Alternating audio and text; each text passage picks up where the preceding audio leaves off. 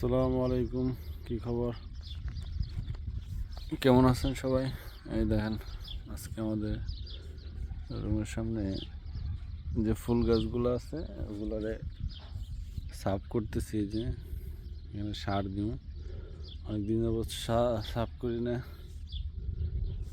এই কারণে গাছগুলো মনে হইতেছে একটু দুর্বল হয়ে গেছে, একটু সার দরকার। দেখেন গোড়ার নিচের অবস্থাটা কি।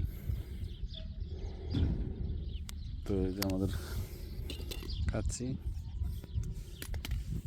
যেগুলো হাত দিয়ে তোলা যায় ওগুলো হাত দিয়ে তুলতেছি।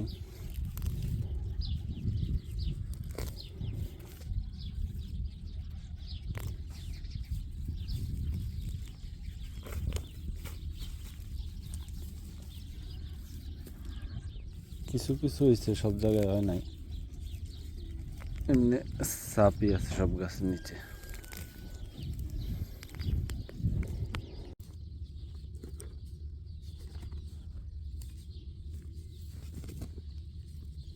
এখন একদম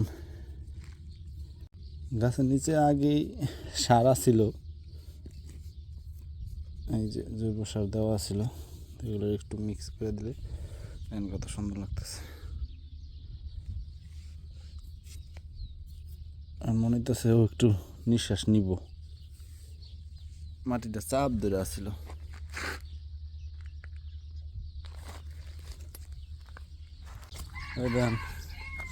ময়লা সাফ করতে যায় কি সাফ করে দিছি, তো এটা আমার একটু ঠিক করতে হইব। কামটা ভালো হয়েছে মোটেও না। এই যে আজকে সকালে এই গাছগুলির পরিচর্যা শুরু করছি। দেখেন গাছগুলার চারপাশে অনেক আগাছা ছিল, এগুলা পরিষ্কার করে উঠাই দিছি। এখন এগুলারে সার দিতেছি।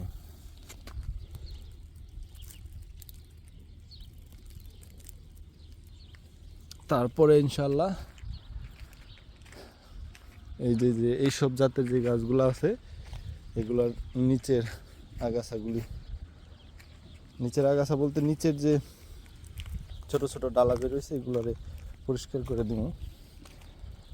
তো এগুলা পরিষ্কার করে দিলে গাছগুলা লম্বা হইব, যে কারণে কুইতি বলছে এগুলা পরিষ্কার করে দিতে, যাতে গাছগুলা অনেক লম্বা হয়, মানে বড় একটা গাছের মতো দেখা যাবে।